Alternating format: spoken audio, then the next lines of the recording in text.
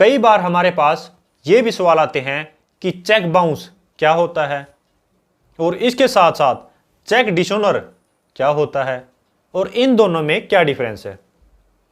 और साथ में ये सवाल भी आते हैं कि चेक क्लियर क्या चीज़ है और चेक होनर होना क्या चीज़ है, और इन दोनों में क्या डिफरेंस है।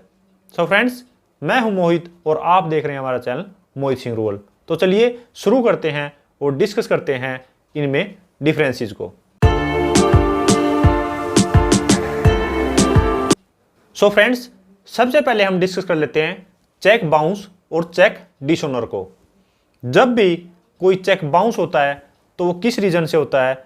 वो होता है इनसफिशिएंट फंड्स की वजह से।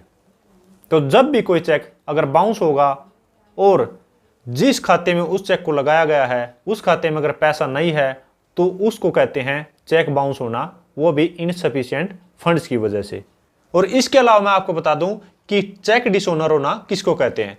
अगर कोई भी चेक डिसऑनर होता है वो सिग्नेचर डिफर की वजह से, या फिर जो है अमाउंट उसमें गलत डाल दिया गया है, या फिर डेट उसमें रॉन्ग डाल दी गई है। अगर किसी और रीजन से जो भी फंड्स इनसफिशिएंट की वजह से बाउंस होगा तो चेक बाउंस है। अगर वो किसी और रीजन से डिसऑनर होता है तो उसको कहते हैं चेक डिसऑनर। तो मेनली हमने यही समझना है कि अगर किसी भी खाते में अगर बैलेंस नहीं है, फंड्स नहीं है, तो चेक बाउंस हो गया है, या फिर किसी और रीजन से अगर वो वापिस आता है तो उसको चेक डिसऑनर कहा जाता है, चाहे वो सिग्नेचर डिफर है या फिर कोई और रीजन है। लेकिन नॉर्मल भाषा में आपने यही समझना है कि चेक बाउंस होना या फिर चेक डिसऑनर होना, इसका मतलब यही है कि वो जो चेक है वो क्लियर नहीं हुआ है, उसकी जो पेमेंट जो है वो क्रेडिट नहीं हुई है। और नॉर्मल लैंग्वेज में यही बोला जाता है कि चेक बाउंस हो गया, चाहे वो किसी भी रीजन से डिसऑनर हुआ है या फिर बाउंस हुआ है। या फिर नॉर्मल लैंग्वेज में हर बंदा इसको जो है चेक बाउंस ही बोलता है, और लीगल लैंग्वेज में या फिर बैंकिंग टर्म के हिसाब से इसको चेक डिसऑनर भी बोल दिया जाता है। अब हम बात कर लेते हैं चेक क्लियर क्या है या फिर चेक होनर क्या है।